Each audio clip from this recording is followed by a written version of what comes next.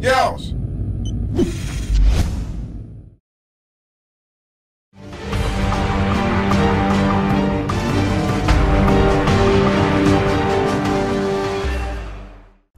What's up guys, Ninja TK here, bringing you some Team Deathmatch on Trimmer. And before we get into today's topic, first I want to thank you guys so much for 3,000 subscribers. 2013 has been an amazing year. It's just because of the support that you guys have been giving on my videos. It's nothing short of amazing. I want to say thank you guys, from me to you, for everything that you guys have done. It's up to you guys, because I mean, I can pump out videos every day, but if people aren't watching them and liking them and sharing them and that sort of thing, then it wouldn't get me nowhere. So all of my growth is directly related to each and every one of you who watch my videos on this channel. So today's topic is a major one in my opinion, and it's whether or not Call of Duty Ghosts is signaling the beginning of the end for the reign of Call of Duty. And this isn't just a debate or opinion-based topic. Yeah, there's going to be some opinions in here from me personally, but there are some supporting facts behind this as well. The thing that is different for me with Ghost is, first you got to look at the sales numbers.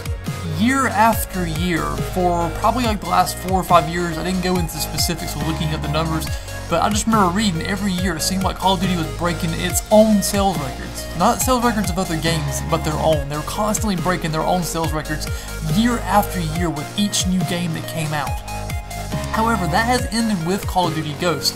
Call of Duty Ghosts has actually sold less copies than Black Ops 2 to date. And while Activision can blame that on the next-gen systems coming out and people holding out, that sort of thing, so far there has not been a whole lot of people online on the Xbox One. I haven't gotten the Xbox One gameplay for you guys yet, but there has not been a whole lot of people on it. I've only seen around 25,000 on at a time on the Xbox One.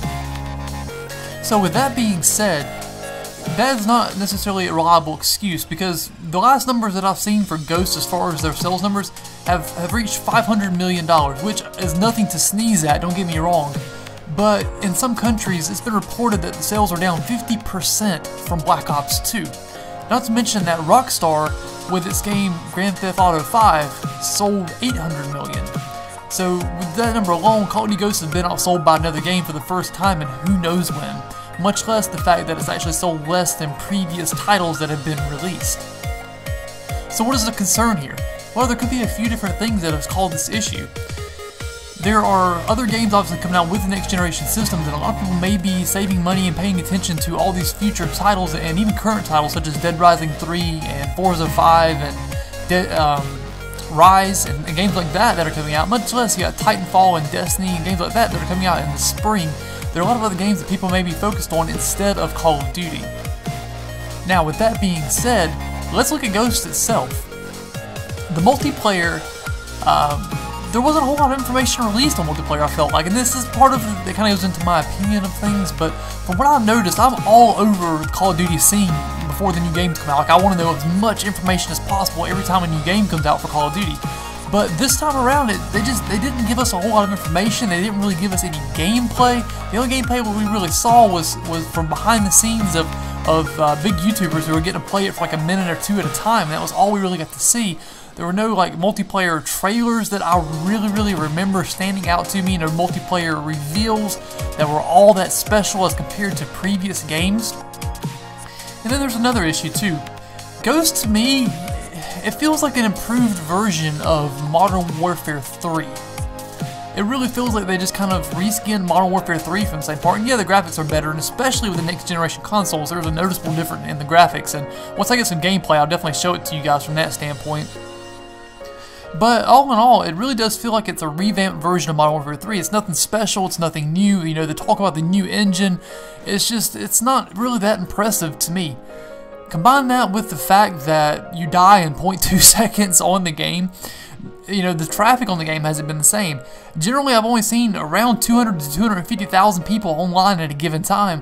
Whenever Black Ops 2 and Black Ops 1 and Modern Warfare 3 came out, there were usually around 500,000 people for the first couple weeks of launch at minimum. So, let's look at another factor. Black Ops 2.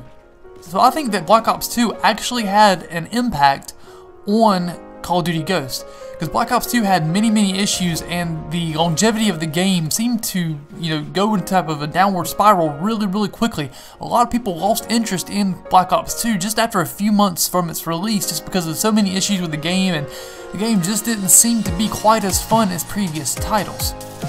So, with that being said, how does that play into impact on Ghosts? Well, if people are kind of straying away from Black Ops 2 because they're like, okay, well this game really took a step backwards, and Ghosts, they didn't provide enough information on Ghosts to kind of put that thrill factor back into it, to produce that wow factor for Call of Duty. To me, that kind of really hurt the sales from that standpoint, because people didn't have necessarily a great reason to get hyped up for Call of Duty Ghosts, especially with what they had seen from Black Ops 2.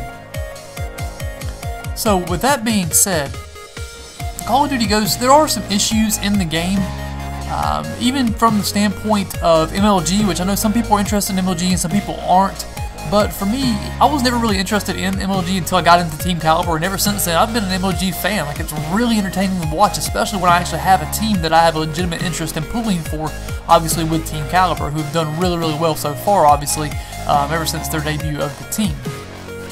But Call of Duty Ghosts is a huge step back in terms of MLG, and let's be honest, while the majority of Call of Duty players could probably care less about MLG, MLG is the big money maker. That is where all the money comes in for competitive gaming, and really kind of generates, advertisement, and the game itself is really promoted through MLG, since Call of Duty is the go-to game for the MLG Pro circuit. However, MLG, if you watched any of the MLG Columbus event, which is the first MLG event for Call of Duty Ghosts, it really took a step backwards from Black Ops 2 because a lot of the functionalities aren't there. The Codcaster mode is tremendously declined compared to Black Ops 2. The kill feed is an issue. As you see, when they pull up the leaderboard, it's blocking the kill feed, so they had to create a whole separate area for the kill feed. And that just kind of looks sketchy. It doesn't really look professional from that standpoint. And just the availability of switching between screens and functions and everything else is just a big decrease from Call of Duty Ghosts to Black Ops 2. So to recap, do I think that Call of Duty Ghosts is the beginning of the end for Call of Duty, for Activision specifically, in regards to producing Call of Duty games? And as of right now, I would say yes. Due to next generation systems, people will slowly start to purchase those. I know they're a little bit pricey, but people will eventually come around to getting those systems more and more, and with the capabilities of those systems producing these amazing different types of titles and games and whatnot, I think that unless Call of Duty finds some type of magical, groundbreaking way to change what they do but still keep that Call of Duty feel, this could be it. This could be wrapping up, and the game could be going downhill in sales and people playing it from here on out. So that is all that I got for today. I hope you guys enjoyed the commentary and found this topic interesting. Let me know what you guys think, and we'll see you guys with the next video. Peace.